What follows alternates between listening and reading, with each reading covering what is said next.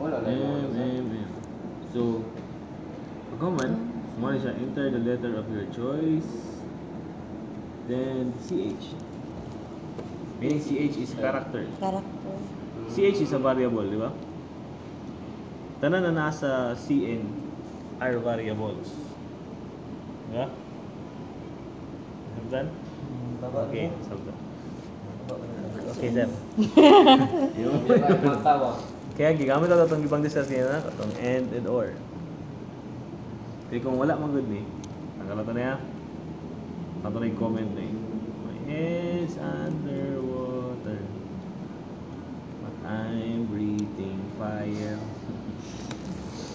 Fire yun doon. Tayo, pag wala may katag, ang M na ito diba, dako man na? Ano? So kung wala may katag M din na, automatically, tama lagi yapon siya.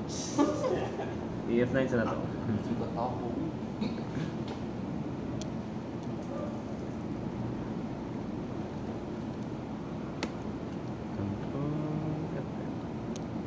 So kung M, magmali na siya. Okay?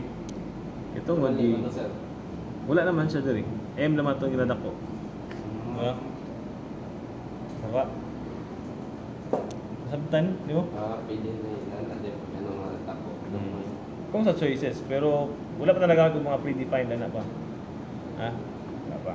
Karakter din sa CH is character. good luck. Okay? Then, kaya lang, kung ano bahala mag-design, ayaw yung literally sundugon niyo ako ang tanang style.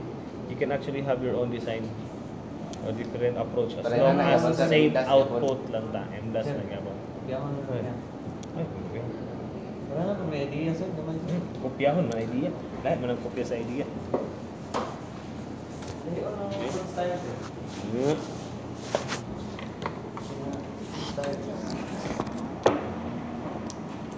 Flash drive niyo eh. Ay, flash drive. Wala pa inuman? Wala pa inuman. Mga sabi flash drive.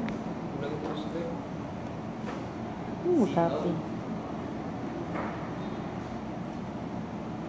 Kanya na lang ni girl.